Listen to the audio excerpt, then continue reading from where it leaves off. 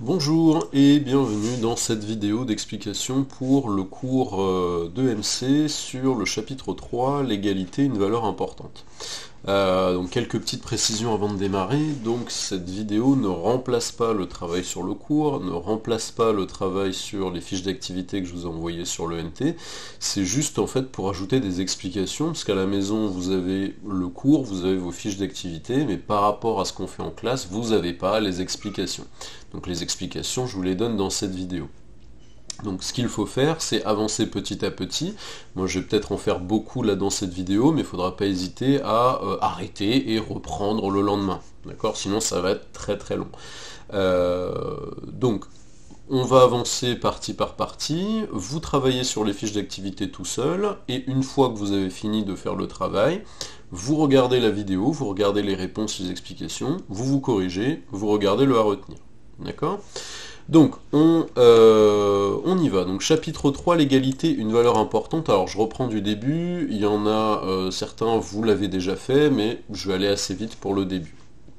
Alors, on travaille donc sur l'égalité. L'égalité, c'est un principe fondateur, ça veut dire une idée très très importante dans la République française. On le voit par exemple à la devise française qui est liberté, égalité, fraternité, pour bien montrer que, encore une fois, c'est quelque chose d'important, de central, donc pour notre pays. Donc, on va se demander en fait comment est-ce que ce principe s'applique, c'est-à-dire que l'égalité en France, on dit que les citoyens sont tous égaux, qu'est-ce que ça veut dire? Alors, on va commencer, donc la République assure l'égalité, la loi est la même pour tous. Donc, on prend la fiche d'activité, qui est ici.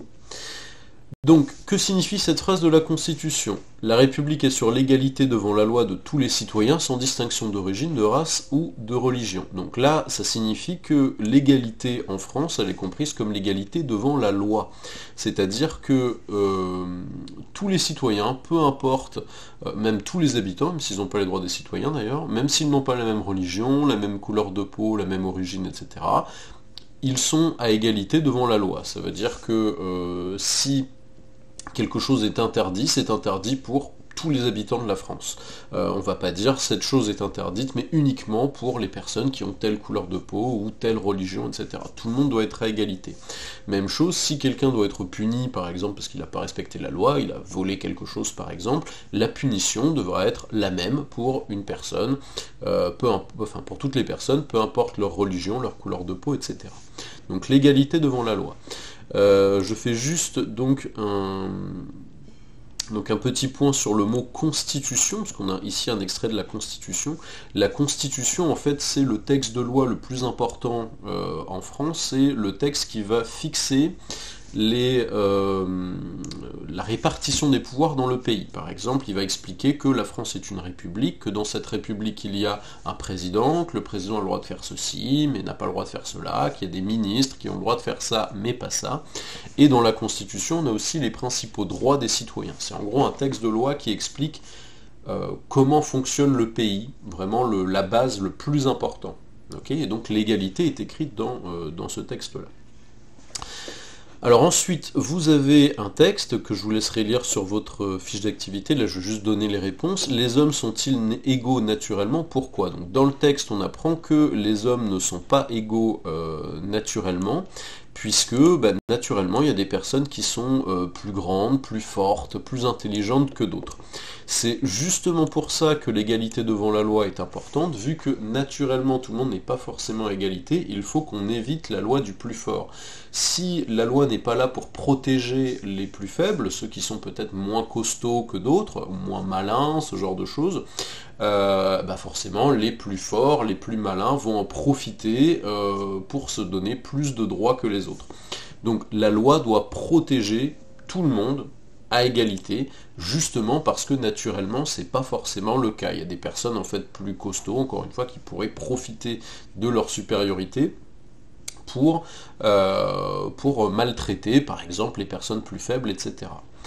Donc ça nous amène à notre premier à retenir. Donc encore une fois, il faut d'abord faire les questions sur la fiche d'activité, vous prenez la correction, et ensuite on regarde le à retenir. Donc l'égalité est inscrite dans la Constitution, vous avez la définition en bas, donc le grand texte de loi qui organise le fonctionnement de la République française.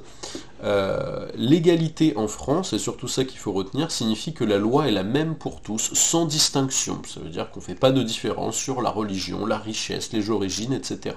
D'accord ? Donc tous les habitants de la France doivent obéir à la loi et seront punis de la même façon s'ils ne la respectent pas. D'accord ? Donc, on avance, l'égalité, une longue histoire. Donc là, c'est la deuxième partie de la fiche. Donc on va voir que l'égalité, c'est pas quelque chose qui a toujours existé en France. Donc depuis quand la loi est-elle la même pour tous les citoyens? La loi est la même pour tous les citoyens depuis 1789. Avant, et vous le savez par rapport à ce qu'on a déjà travaillé en histoire, tous les habitants n'étaient pas égaux, puisqu'il y avait une distinction en trois ordres, le clergé, la noblesse et le tiers-état. Et on a déjà expliqué que la noblesse, les nobles, avaient plus de droits, par exemple, que le tiers-état. Ils avaient par exemple le droit de porter une arme, ce que le tiers-état n'avait pas le droit de faire. Donc, en 1789, vous apprendrez ça l'année prochaine, il y a la Révolution française, et on supprime cette division en ordre, ça veut dire qu'on décide pour la première fois que tout le monde est égaux. On décide que les hommes, tous les habitants, sont libres et égaux en droit, donc il n'y a plus de droits supplémentaires pour les nobles. La loi doit être la même pour tous, soit qu'elle protège, soit qu'elle punisse. Donc, avant 1789, les citoyens et les habitants n'étaient pas égaux en France. Par la suite, on a un tableau avec beaucoup de dates qui montrent en fait la progression de l'égalité en France. Alors, je ne vais pas tout lire, de toute façon vous avez l'affiche aussi chez vous, vous pouvez regarder. Juste, ce qui est important de bien comprendre, c'est que c'est très progressif. Petit à petit, les différents gouvernements français à travers l'histoire on agit, on fait des nouvelles lois pour aller vers toujours plus d'égalité. On va quand même prendre quelques petits exemples. Donc, en 1848, on abolit définitivement l'esclavage, donc là on donne aux anciens esclaves les mêmes droits, l'égalité devant la loi, les mêmes droits en fait que les citoyens français. En 1880, c'est les lois de Jules Ferry, donc l'école devient laïque et obligatoire. Là aussi, ça concerne l'égalité, parce que tous les enfants vont pouvoir aller à l'école, vu que maintenant c'est gratuit et obligatoire, et plus seulement les enfants des familles les plus riches. Parfois, on a des retours en arrière, donc un recul de l'égalité en France, comme par exemple en 1940, quand les Français de religion juive sont privés d'un grand nombre de droits et ne sont plus du tout à égalité avec les autres citoyens français. Mais vous verrez ça en troisième. On a encore d'autres dates, et récemment, en fait, c'est surtout l'égalité entre les hommes et les femmes qui a progressé. Par exemple, avant 1965, les femmes mariées, ne pouvaient pas travailler sans l'accord de leur mari. En 1965, on supprime ça et on dit bah non, c'est normal que les femmes puissent choisir de travailler librement sans forcément avoir besoin de demander l'autorisation à un homme. Il y a eu d'autres dates par la suite, donc ce qu'il faut bien retenir, c'est que, je remets le cours, l'égalité est le résultat d'une longue évolution. C'est pas quelque chose qui a toujours été là. L'égalité entre les Français est affirmée pour la première fois en 1789 dans ce qu'on appelle la Déclaration des droits de l'homme et du citoyen. Avant, les nobles avaient plus de droits que les autres habitants. Plus tard, on a adopté de nouvelles lois pour faire progresser l'égalité. Je ne vais pas tout répéter, mais c'est ce qu'on vient de voir à l'instant. On arrive au grand 2. Donc, petit rappel, n'allez pas trop vite, ne faites pas tout en une seule fois, essayez d'étaler votre travail sur la durée. Donc, faites des pauses. Moi, je vais avancer beaucoup, mais vous pouvez couper la vidéo et revenir plus tard. D'accord ? Donc, on fait le grand 2, réduire les inégalités, les exemples de l'impôt et de la sécurité sociale. En France, on va aussi essayer de réduire les inégalités, notamment entre les personnes les plus riches et les plus pauvres. Alors, comment ? On va commencer par parler de l'impôt. Donc, c'est pas ça. Voilà. Donc cette fiche aussi, normalement, je vous l'ai envoyée, vous devriez la voir. Donc on va déjà définir à quoi servent les impôts. Alors normalement, encore une fois, vous êtes censé faire la fiche tout seul, essayer de répondre aux questions, et seulement ensuite regarder cette vidéo avec les explications. Donc je fais comme si vous aviez déjà lu le texte, et vous avez essayé de répondre aux questions par vous-même, encore une fois. Donc d'après ce texte, à quoi servent les impôts? Donc dans le texte, on apprend que les impôts servent à payer donc, tout ce qui est public, c'est-à-dire ce qui sert à tout le monde. Les impôts, c'est de l'argent que payent les personnes qui travaillent en France, et donc ils peuvent payer, ça dépend des impôts, mais tous les mois, tous les ans, etc. Et donc ces impôts vont servir à payer donc l'éclairage public, c'est-à-dire les réverbères qui sont dans la rue, ils vont servir à payer les policiers, les gendarmes, les professeurs comme moi, le matériel des écoles, ils vont servir à payer aussi les hôpitaux, les éboueurs, les routes en fait, les trottoirs, bref, ce qui sert à tout le monde. Quand vous allez dans la rue, vous marchez sur un trottoir, il a été payé par les impôts. Si vous vous rendez à l'école, l'école a été construite grâce à l'argent des impôts. Les gens qui travaillent à l'intérieur de l'école, les professeurs, sont payés par les impôts. Donc c'est quelque chose qui sert à tout le monde. Pourquoi est-ce que c'est important de payer les impôts? Puisque, vu que ça sert à tout le monde, il est important que tout le monde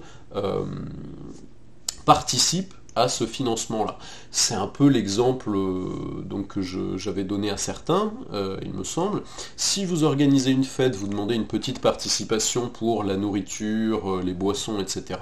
Il y a 20 personnes qui viennent à votre fête. Si dans les 20 personnes, tout le monde a payé sauf 3, qui profitent, pareil, se servent en nourriture, en boisson, eh ben, c'est pas juste. Il y a 3 personnes, en fait, qui ont profité de ce qui est offert à tous, mais sans payer leur part. D'accord? Donc c'est important que tout le monde paye ses impôts, même si de base, c'est expliqué dans le texte, beaucoup de gens ne sont pas forcément contents qu'on leur enlève un petit peu d'argent, mais c'est pour payer des choses dont eux-mêmes vont bénéficier. Alors, on avance un peu et on va expliquer ce que ça veut dire l'impôt progressif. Donc là, il y a plusieurs sortes d'impôts encore une fois, mais nous, on va surtout se concentrer sur l'impôt sur le revenu, c'est-à-dire on paye des impôts sur ce qu'on gagne, par exemple sur notre salaire. Les citoyens payent-ils tous le même impôt? Comment est-ce qu'on calcule ce que chacun doit payer?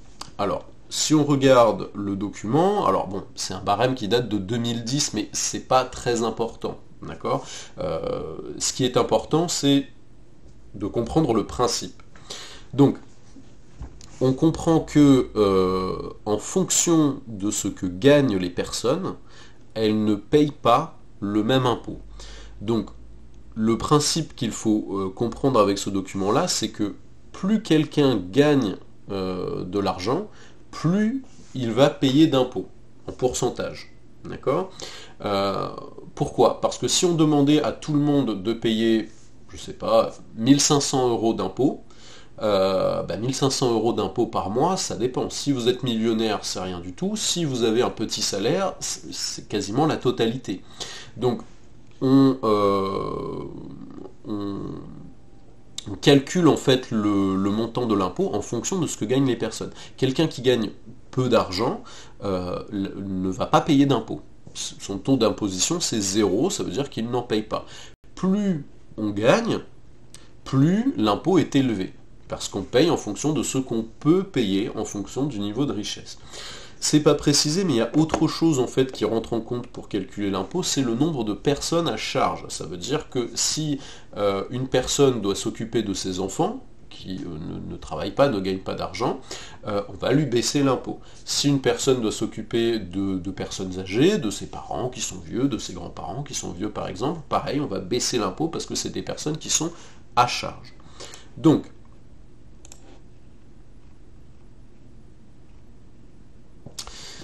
grâce aux impôts, l'État peut payer des services que tous les citoyens peuvent utiliser, comme l'éducation, la police, la justice, etc. Les impôts sont payés par les citoyens qui travaillent et les entreprises. Payer les impôts, c'est un devoir, puisque c'est grâce aux impôts que tous les services du pays que tout le monde utilise fonctionnent. Sans les impôts, il n'y a pas de police, il n'y a pas d'école, il n'y a pas d'hôpitaux, il n'y a pas de collège, il n'y a pas de ramassage des ordures, etc. D'accord ? Les citoyens ne payent pas tous la même somme d'argent, c'est ce qu'on appelle un impôt progressif. Plus l'argent gagné, ce qu'on appelle les revenus, est élevé, plus le citoyen doit payer d'impôts. Le nombre d'enfants est aussi pris en compte, pardon. Plus les enfants sont nombreux dans une famille, moins la famille doit payer d'impôts parce qu'on considère qu'elle doit déjà dépenser beaucoup d'argent pour s'occuper de ses enfants. Quelque chose d'important que je n'ai pas encore expliqué, c'est que les sommes payées par les plus riches permettent à l'État d'en redistribuer une partie aux moins riches sous la forme d'allocations. C'est-à-dire qu'on a expliqué tout à l'heure que les personnes les plus riches payaient plus d'impôts que les plus pauvres. Avec cet argent, l'État en fait va pouvoir financer des allocations, ça veut dire il va pouvoir redistribuer, si vous voulez, une partie de l'argent des plus riches aux plus pauvres. Donc, l'impôt aide à réduire les inégalités entre citoyens. C'est le rapport, en fait, si vous voulez, avec la leçon. L'impôt aide à réduire les inégalités entre citoyens, puisque, comme je viens de le dire, une partie de l'argent des plus riches, qui peuvent payer plus d'impôts, est redistribuée aux plus pauvres. On avance, grand B, la sécurité sociale et l'égalité face à la santé. Donc là, je prends la même fiche d'activité que vous. Donc, à votre avis, à quoi sert cette carte? Donc, cette carte, je pense que vous la connaissez peut-être, c'est la carte vitale. Et donc, même chose, je fais comme si vous aviez déjà fait la fiche. À quoi sert cette carte? Elle sert à ne pas avancer d'argent chez le médecin. Ça veut dire que si vous allez chez le médecin, vous n'avez pas besoin en fait de payer, vous présentez cette carte et vous ne payez pas. Pareil à la pharmacie, pareil aux hôpitaux, etc.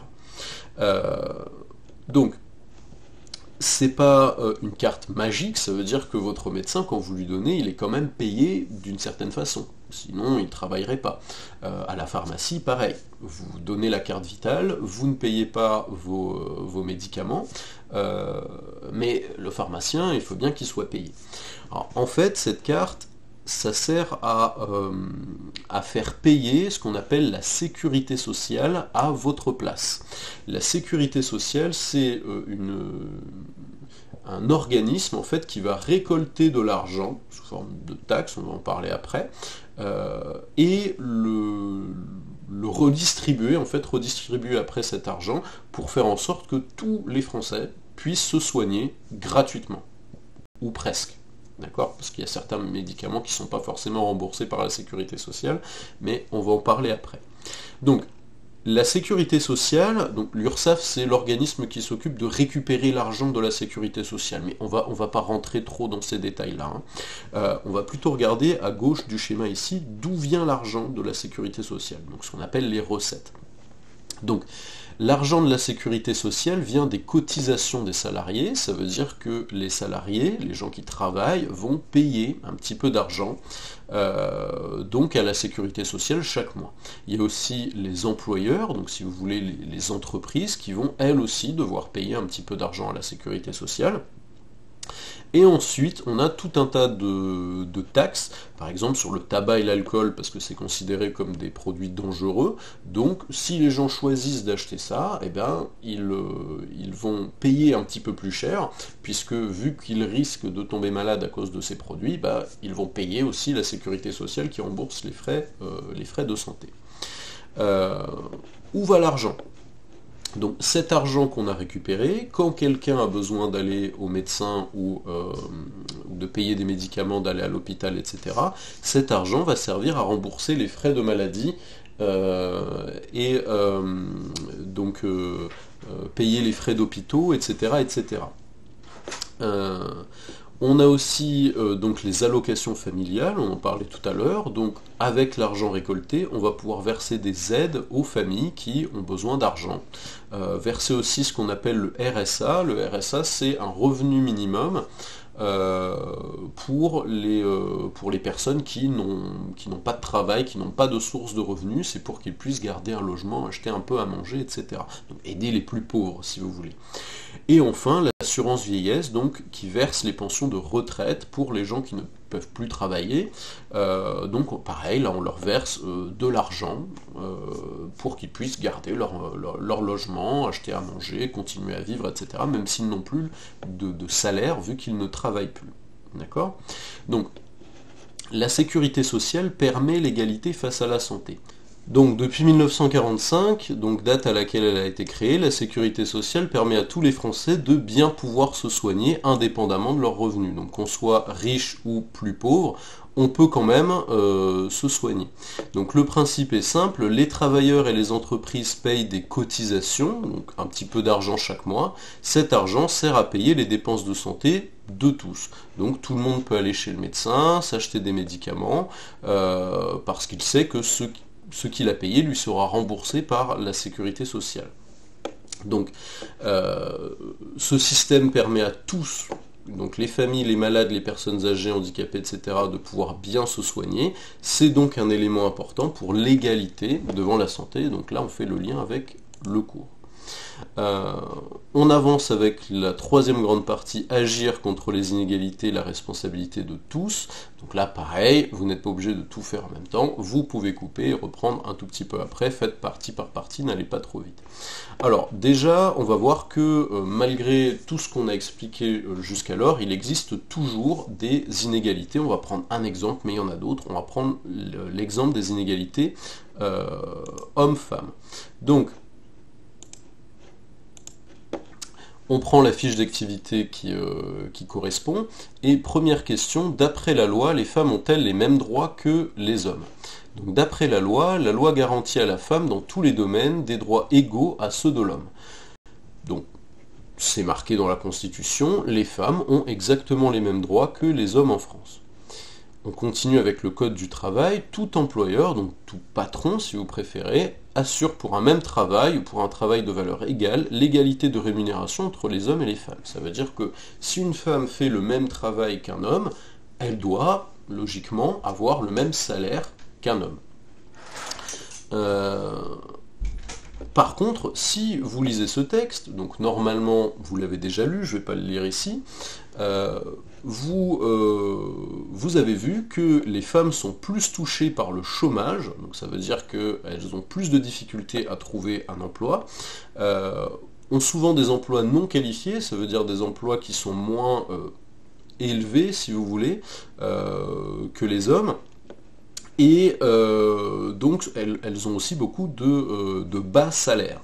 Donc il y a une inégalité, alors c'est pas un rapport avec les diplômes, hein. Ça veut dire que les femmes ont un niveau de diplôme à peu près similaire à celui des hommes, voire même supérieur souvent, mais par contre on voit qu'il y a une inégalité, elles ont plus parfois de difficultés à trouver un travail, et souvent elles ont des salaires inférieurs. Donc les salaires des femmes restent nettement inférieurs à ceux des hommes. En 2006, la rémunération des femmes était inférieure de 27% à celle des hommes. Alors le chiffre date de 2006, ça a un peu baissé, mais c'est toujours vrai aujourd'hui en 2020, pas partout, pas dans toutes les entreprises, pas dans tous les travails, mais parfois, et même malheureusement relativement souvent, les femmes sont moins payées que les hommes alors qu'elles font exactement le même travail. Donc, si on avance sur la fiche, c'est ce qui est arrivé à une femme qui s'appelle Jeanne. Donc elle était inspectrice dans une société d'assurance et elle s'est rendue compte par hasard qu'elle gagnait 4500 € de moins par an qu'un de ses collègues hommes, alors que pourtant elle fait exactement le même travail. Heureusement, il existe des choses, des organismes qui luttent contre cette inégalité. Qu'est-ce qu'elle a fait pour que ça s'arrête ? Elle a demandé à un organisme qui s'appelle le Défenseur des droits de la défendre. Le Défenseur des droits, c'est un organisme, une organisation qui s'occupe de défendre justement les personnes qui sont victimes comme ça d'inégalité de traitement ou de discrimination, etc. Le défenseur des droits a défendu, il peut faire un procès en fait au patron qui a payé une femme moins qu'un homme, et finalement, vu qu'il risquait un procès, le patron a finalement accepté de la payer autant que son collègue, et de lui payer la différence, donc 4500 fois le nombre d'années qu'elle travaille pour lui, donc de façon à la mettre à égalité avec ses collègues hommes. Donc la dernière question, c'était que font ces femmes, pourquoi? Ces femmes, elles manifestent, on en entend encore parler de nos jours, hein, tout simplement parce que malgré le fait que dans la loi, il y ait marqué que les hommes et les femmes ont exactement les mêmes droits, doivent être payés de la même façon, etc., dans la réalité, c'est pas encore le cas. Donc, il faut des actions, il faut encore des femmes qui manifestent, qui se fassent entendre, etc., pour que l'égalité progresse et qu'on ait une égalité réelle. Donc, j'avance un peu pour la correction. À retenir, aujourd'hui encore, certaines inégalités demeurent, ça veut dire existent toujours, comme celles opposant les hommes et les femmes. Encore une fois, c'est un exemple, mais il y en a d'autres. Les femmes sont plus touchées par le chômage que les hommes, sont parfois moins payées que les hommes pour le même travail. Alors attention, parfois, c'est pas le cas partout, mais ça arrive malheureusement encore trop souvent. Pourtant, la loi donne les mêmes droits donc, aux hommes et aux femmes, mais pour que cette égalité soit réelle, il faut des actions. Des femmes s'engagent, vont manifester pour faire changer les choses. Avec les manifestations, le gouvernement va prendre conscience qu'il faut aller plus loin, qu'il faut faire de nouvelles lois, et donc il va les faire pour favoriser l'égalité des sexes dans le monde du travail. Et enfin, on a certaines organisations, certains organismes, comme le Défenseur des droits, qui défend les personnes victimes de discrimination et qui va condamner, donc qui va faire des procès et faire payer des amendes aux gens qui ne respectent pas cette égalité, comme par exemple les patrons qui décident de payer plus cher, les hommes que les femmes alors qu'ils font le même travail. On avance encore avec le grand B, agir pour réduire les inégalités, donc c'est la dernière fiche. Quelle collectivité territoriale agit pour réduire les inégalités et de quelle façon? Donc là encore, vous êtes censé avoir lu le texte, avoir répondu tout seul. Donc la collectivité qui agit le plus pour réduire les inégalités, c'est les départements. De quelle façon? Les départements en fait sont chargés de construire des logements sociaux, donc les fameux HLM, c'est des logements dans lesquels le loyer est bas. On ne peut pas demander donc un loyer trop important. Donc ils vont financer des entreprises de services à la personne, donc les départements vont donner de l'argent à des sociétés qui sont spécialisées là-dedans, qui vont aller aider les personnes âgées ou handicapées. C'est aussi les départements qui vont payer le RSA aux personnes qui n'ont pas de travail depuis longtemps, qui n'ont pas de source de revenus. Et enfin, c'est aussi le département qui va s'occuper d'aider donc les enfants dont les parents ont du mal à payer la cantine, par exemple, ou payer les transports scolaires, etc. Tout ça, c'est les départements qui s'en occupent. Donc, les départements font des choses pour essayer de réduire les inégalités. En résumé, les départements aident les personnes qui en ont besoin, là aussi pour qu'elles soient plus à égalité avec les autres. Et ensuite, on a des associations, comme par exemple le Secours populaire français, qui lui aussi va aider à réduire les inégalités. Alors je ne vais pas tout lire, vous l'avez sur votre fiche, mais vous voyez que cette association, elle aide les personnes pauvres, donc à se nourrir, elle va distribuer de la nourriture, distribuer des vêtements, elle va aider les enfants donc, dont les parents ne peuvent pas le faire à faire leurs devoirs, elle va offrir des vacances aux enfants les plus pauvres qui ne peuvent jamais partir en vacances, donc là le Secours populaire va dire à leur famille si vous voulez on va faire une petite sortie avec vos enfants afin qu'ils puissent quand même avoir des vacances, et on les emmener à la plage par exemple souvent ou dans un parc d'attractions. On va aider des gens à trouver un logement, donc c'est des associations, donc des groupes de gens qui eux aussi vont s'engager, vont essayer de faire des choses pour réduire les inégalités. Et comment on réduit les inégalités? En aidant les gens qui en ont le plus besoin, donc les personnes les plus pauvres, mais aussi des personnes âgées, handicapées, etc., qui ne peuvent plus faire la même chose que les autres. Donc, à retenir, l'État agit pour réduire les inégalités, par exemple les départements aident les personnes qui en ont besoin. Par exemple les personnes pauvres, sans travail, les personnes âgées, handicapées, l'idée c'est qu'elles puissent vivre comme les autres et donc qu'on ait une égalité dans la façon de vivre. Les départements font construire des logements sociaux, donc vous connaissez peut-être les HLM, des logements où les loyers ne sont pas chers, là aussi pour que les gens plus modestes, plus pauvres si vous voulez, puissent eux aussi se loger. Ils vont fournir des aides financières comme le RSA aux personnes qui sont en difficulté ou sans revenus. et ils vont payer des personnes pour aider les personnes âgées chez elles. Donc les départements font des choses pour aider les personnes les plus pauvres ou âgées handicapées à vivre comme les autres. Enfin, on a des associations, on l'a dit, donc comme le Secours Populaire, vous connaissez aussi peut-être les Restos du Cœur, qui agissent pour réduire les inégalités.